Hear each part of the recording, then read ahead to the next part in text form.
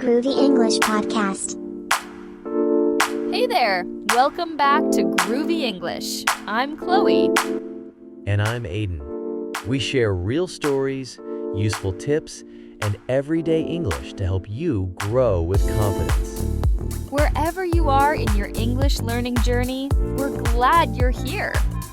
If you're enjoying the podcast, feel free to like, subscribe, or share it with a friend. Let's get started.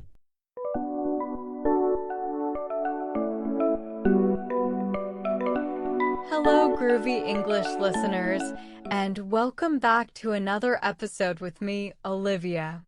Whether you're walking, cooking, relaxing, or commuting, I am so happy you're spending time with me today. In this episode, we're diving into a topic that might sound a little funny at first, but stay with me. Today, we're talking about why you should talk to yourself in English. Yes, you heard me right.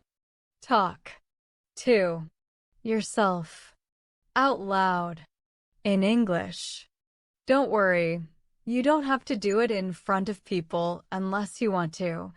But trust me when I say this can be one of the most powerful habits you build on your language learning journey. We're going to explore the psychology behind it, how it works, why it works, and some super practical ways to start doing it without feeling awkward or silly. So grab a warm drink or get comfy, and let's begin. First, let's talk about the elephant in the room. Isn't it weird to talk to yourself? Well, not really. In fact, talking to yourself is something we all do silently throughout the day. It's called self-talk. We say things like, "Don't forget the keys," or "Come on, you can do this." These little inner monologues help us process emotions, solve problems, and motivate ourselves. So if we already talk to ourselves in our native language, why not do it in English? It's a completely natural way to practice. And when you switch this inner voice to English, it becomes a constant, low-pressure language workout. No app, no teacher, no stress, just you and your voice. Now let's talk fluency. When you speak out loud, even to yourself, you are strengthening the connection between thought and language. You're practicing vocabulary recall, sentence structure, pronunciation, and even rhythm. It's like training your brain to think in English. And the more you think in English, the faster you respond in real-life conversations. It might feel slow at first, but over time, you'll notice how naturally English words begin to appear in your thoughts. Plus, you're reducing the fear factor. You know that nervous feeling when you're about to speak English in front of others? Practicing solo helps desensitize that fear. The more you speak aloud to yourself, the less scary it becomes to speak to someone else. So how do we start? Here are a few simple ways. 1. Narrate your actions. Say what you're doing in real time. I'm making tea. The water is boiling. I'm pouring it into my cup. 2. Describe your surroundings. Look around and describe what you see. There's a blue chair by the window. The sun is shining through the blinds. 3. Plan your day out loud. Today, I need to go to the bank. Then I'll meet Sarah for lunch. 4. Practice arguments or presentations. Rehearse that thing you wish you'd said in a meeting or prepare for an upcoming conversation. 5. Use the mirror. This helps you add facial expressions and practice confidence. Start small. Just a minute a day. And remember, it's okay to make mistakes. No one's listening but you. A lot of listeners ask me, Olivia, when do you find time to do this? The answer? I fit it into ordinary moments. Here are some ideas, like you can do it in the shower, while doing the dishes, during your commute, when you're on a walk, folding laundry, or right before bed. These quiet, mundane tasks are perfect for turning your inner dialogue into English practice. It's private, convenient, and easy to keep consistent. And if you're worried about others hearing you, whispering counts too. Even mouthing the words silently can help train your mouth and brain. If you ever run out of ideas, here are a few go-to topics, like how you feel today, what you want to eat and why, a movie you watched, something funny that happened, a dream you had, your plans for the weekend, and gratitude list. The key is to use simple, natural English. You don't have to sound like Shakespeare.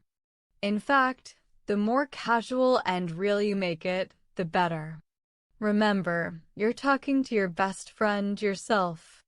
Next, let's take a moment to appreciate how this practice helps not just your English, but your overall well-being.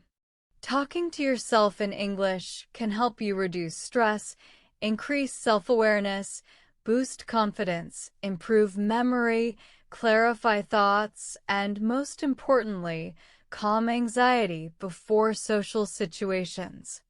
It becomes a mental health tool and a language practice tool at the same time. How cool is that? I recently asked some of you to share how you use self-talk in English.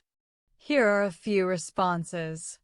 One listener from Brazil told me she narrates her cooking in English and feels like she's on a cooking show. Another from Japan said she practices arguments in English to help manage her emotions. And a guy from Italy said he talks to his cat in English every morning. Isn't that adorable? These stories remind me that language learning doesn't need to be traditional or rigid. It can be quirky, creative, and totally personalized. I know some of you may still be feeling shy. That's normal. So let's talk about common obstacles. 1. Feeling silly. Trust me, you won't feel this way forever. It gets easier. 2. Not knowing what to say. Keep a list of daily prompts. Even one sentence is enough. 3. Worried about mistakes. Remember, you're not being tested. You're practicing. Mistakes are welcome here. Every time you speak, even if it's one word, you are rewiring your brain for fluency. That's powerful. To keep things interesting, try recording your voice. You don't need to share it with anyone. Just play it back and listen to your pronunciation and tone. You might cringe at first, but over time, you'll start to notice progress. And progress is addictive. Or try changing up the accent. Pretend you're British for a minute. Or American. Or Australian. It makes things fun and helps develop an ear for different sounds. Use sticky notes with English reminders around your home. Open, close, boil water, turn off light. These visual cues will naturally encourage you to say the words aloud. You can also try journaling out loud instead of writing it down. Talk through your thoughts as if you were writing a diary entry, but with your voice. Talking to yourself in English is free. It's accessible. And it works. You don't need perfect grammar, a fancy accent, or expensive courses. You need just one thing, your voice. Every time you choose to speak English aloud, you build fluency, confidence, and connection to the language. Over time, you'll notice that the words come faster, the sentences feel smoother, and the fear fades away. So don't wait for the perfect moment. Don't wait until you feel ready. Start today, right now. Say something in English to yourself. It could be as simple as I'm learning, I'm improving, I'm doing my best, because you are. An unexpected benefit of talking to yourself in English is that you start building emotional associations with the language. What do I mean by that? Well, when you say something in English while feeling frustrated, happy, confused, or excited, your brain begins linking that emotional state with English words. Over time, English stops being just a school subject or something outside of you. It becomes part of your emotional landscape. And that's a powerful shift. When I started doing this, I noticed something really interesting. My internal critic, yes, that voice that says you're not good enough or your grammar is wrong, started speaking in English too. But instead of feeling defeated, I found that it gave me a chance to respond to it. In English, I could say, it's okay to make mistakes, or I'm learning, I'll get better. These affirmations in English became part of my mindset. This kind of self-dialogue helped me develop more patience with myself. I stopped expecting perfection and started seeing progress. And this is a mindset that's so important for any kind of growth, not just language learning. Sometimes I even gave myself advice out loud, as if I were my own coach. I'd say things like, "Okay, Olivia, take a deep breath. Let's try again." Or, "You don't have to say everything perfectly, just communicate." These small affirmations built a sense of safety around using English. Another fun thing you can do is pretend you're explaining something to a friend. Maybe you're walking home and you say, "So today, I had the weirdest experience at the grocery store," and then you just go on and narrate. You're not trying to be perfect, you're just storytelling.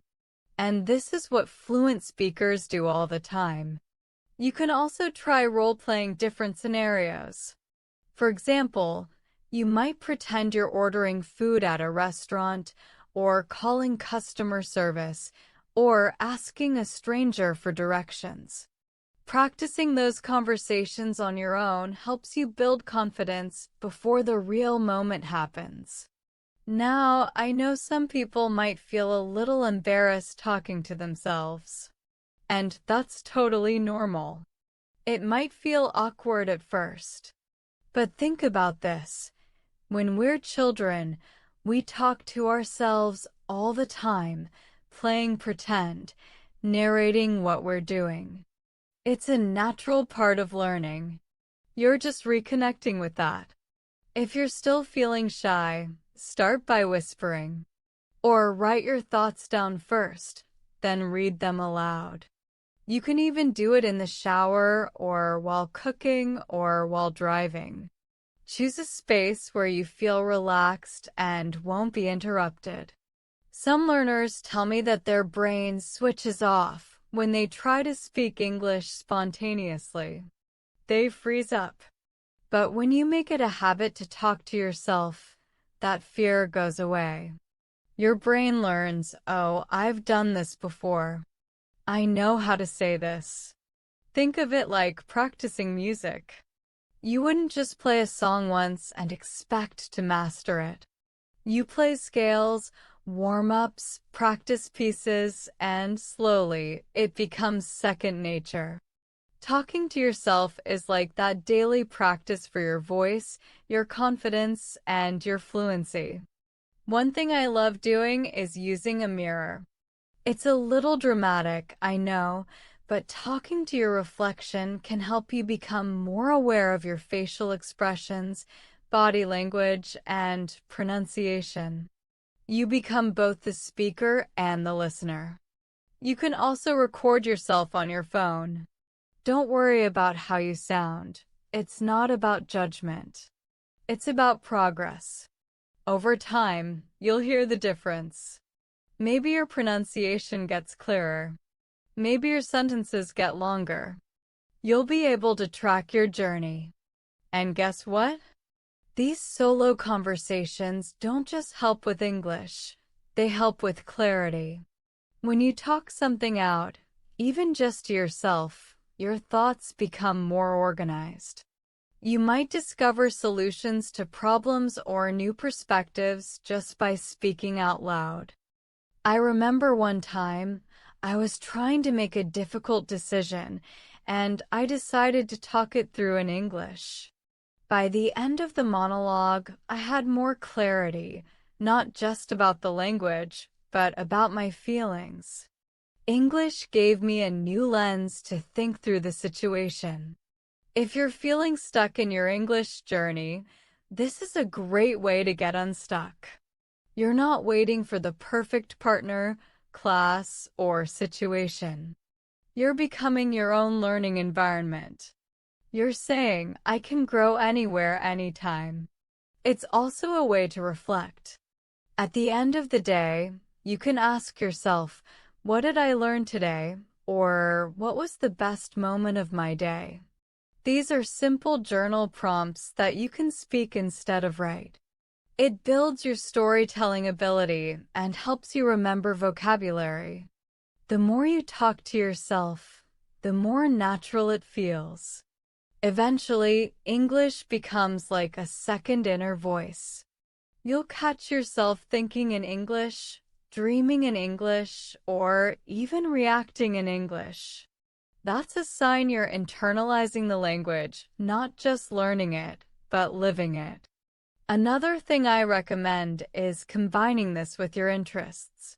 If you like fashion, talk about your outfit in English.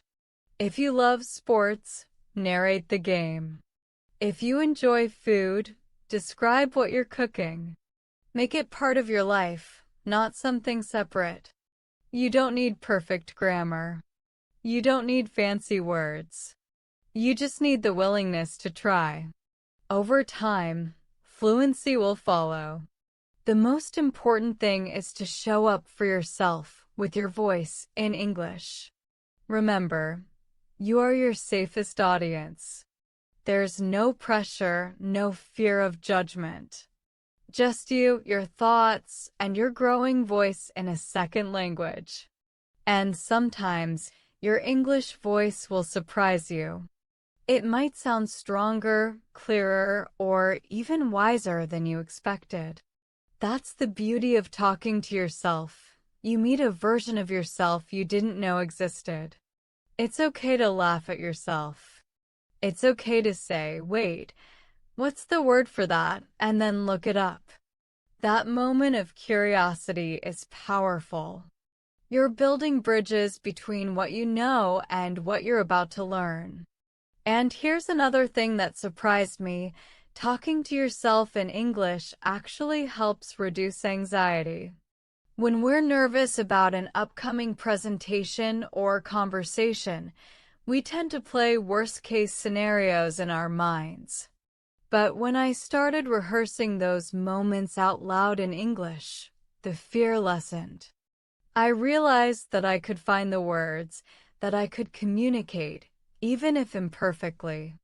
It helped me face real conversations with more calm and confidence. Sometimes I even narrate my day in English. For example, while doing the dishes, I'll say things like, okay, now I'm washing this bowl. Next, I'll clean the spoon. It might sound silly, but it keeps the language flowing. You're training your brain to think in English without pressure, in the same way a runner might jog slowly to stay in shape. Not every session has to be intense. Sometimes, it's about staying in rhythm. Another benefit? It improves your pronunciation.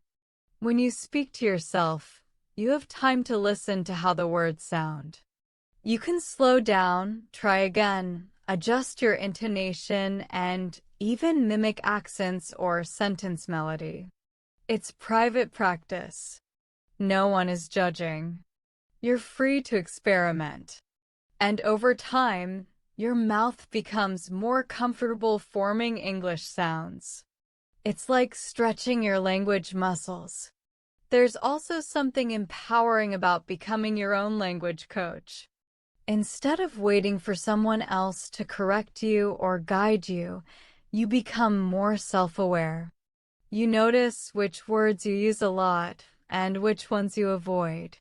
You might realize, hey, I always say good. Maybe I can try fantastic or amazing instead.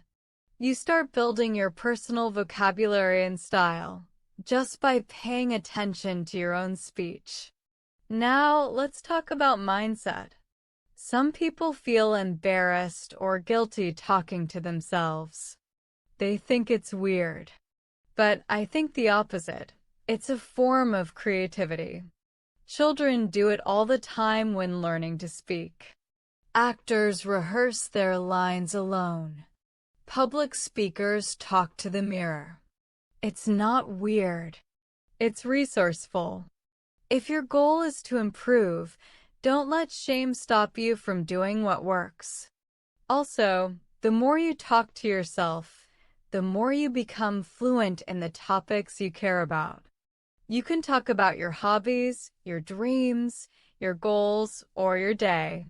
These aren't textbook topics. They're your life. And when you can express your own thoughts in English, you'll feel like the language is becoming a part of you, not just something you study, but something you live. One unexpected thing that happened to me? I started using English in my inner voice without realizing it.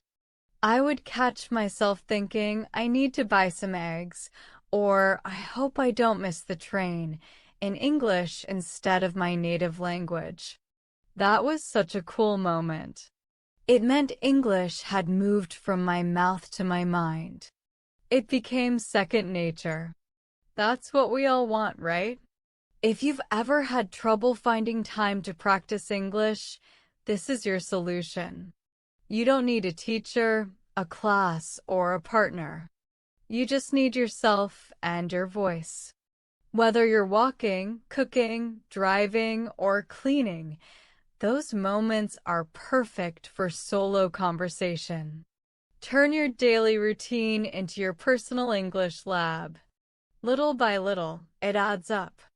You can also turn self-talk into a creative exercise. Try storytelling. Pretend you're giving a TED Talk or explaining your favorite movie to someone who's never seen it. Or argue both sides of a debate. These playful exercises stretch your thinking and vocabulary, and they make the process fun. When learning feels like play, you naturally do it more. Finally, I want to remind you, it doesn't have to be perfect. Don't stress about grammar or accent when you're talking to yourself. This is your space, your language playground. Perfection isn't the goal, expression is. Speak from the heart, even if the words aren't flawless. That's how fluency is born. Remember, the more you talk to yourself, the more you realize you don't need permission to speak. You already have everything you need to practice: your thoughts, your voice, your curiosity. Thank you so much for joining me today on Groovy English. I hope this episode gave you a fresh perspective and some practical ways to practice English without pressure. If you enjoyed this episode, be sure to subscribe and leave a review. I love hearing your thoughts. Until next time, keep it groovy, keep it kind, and keep talking to yourself in English. Bye for now. Your English is shining brighter by the minute. Hit that next video to keep leveling up your skills. Or dive into our other episodes for more secrets to talk like a pro. Don't forget to subscribe, like, and share to join the Groovy English crew.